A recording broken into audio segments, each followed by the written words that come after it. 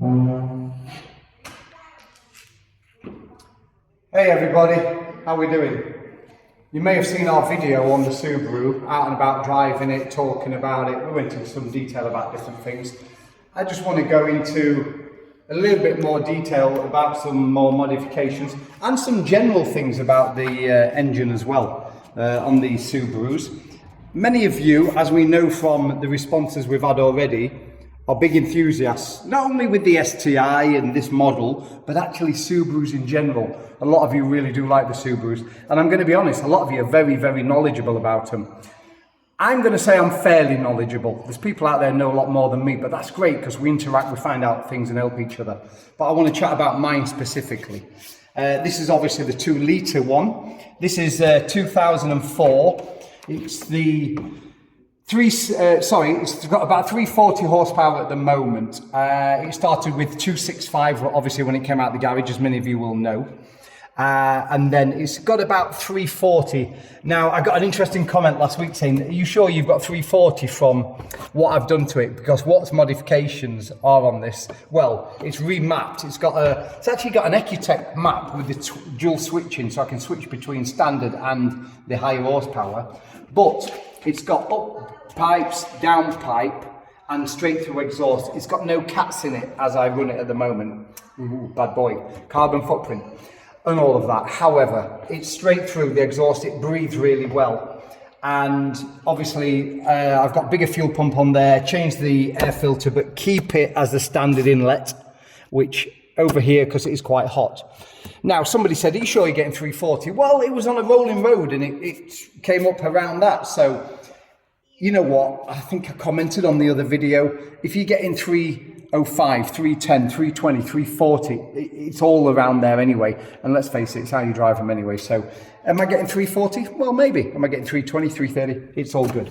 However, let's talk about these engines. If no one's ever worked on one of these and you're thinking about buying one, if you're going to work on one, have some basic know-how to begin with.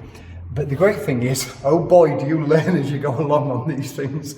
For a start, if you want to change the spark plugs, well, good luck if you've only ever worked on normal engines. As many of you know, or all enthusiasts know, these are boxer engines. So the pistons are opposing. Two going that way, two going that way, and the spark plugs are obviously down there and down there. So if you want to change the spark plugs or the coil packs which sit on top of the spark plugs, you have quite a lot to get out to take them. Now, I've done that. I've changed the coil packs in the past, the spark plugs.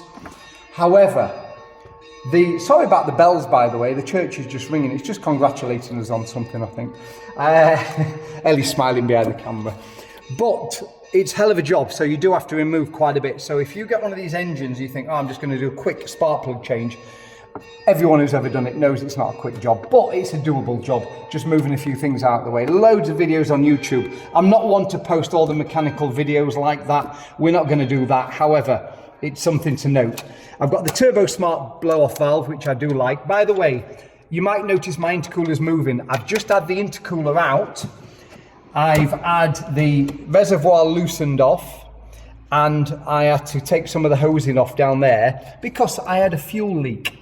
There was fuel leaking, and all it was is actually one of the clips on one of the fuel hoses down here underneath all of this was a little bit loose, so it's down there. However, until you get it off and start looking to see where it is, you never know. So I've just had fun with that, and you know what? That's a good story for Subaru owners. There's always something. The tubes tend to dry up. They need changing. These things need, I mentioned in our other video, if you haven't seen it, please have a look. They need TLC. Now, that's important, so be prepared to always get your hands mucky on these and get on with them, or get ready to pay out good money, because they're not the easiest engine to work on unless you have a full team of rally guys, engineers who want to drop the engine within about 5 minutes and work on it dead easy. If it's inside obviously the bonnet area, they take a bit of working. So yeah, bear that in mind. Now again, what else? Water, the cooling system. Be ready to change them regularly. Keep this water clean. It's important. So, I mean, get this coolant out, make sure the coolant level's correct in there. Keep an eye on that. You're going to check your oil level, but we're going to change the oil regularly, okay? Air conditioning. Now, this is an interesting one for you. These pipes are silly money. I had a slight leak on one of these pipes. You can see a little bit of green on there.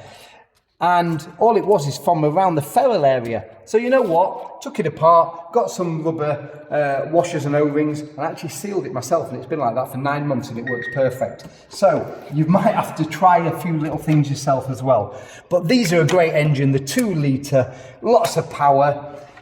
Reliable if looked after, but that's the other thing. If anyone's out there never had one, wanting to buy one, don't think you're buying a normal car. You're buying a performance car, therefore it's got performance price around it if it goes wrong. However, if you can do some of it yourself, as I can, but not everything, but I can do some things, then you might save yourself a few quid. But they're an enthusiast car, an enthusiast engine, so enjoy. Thanks guys, appreciate you. Like, subscribe, appreciate it.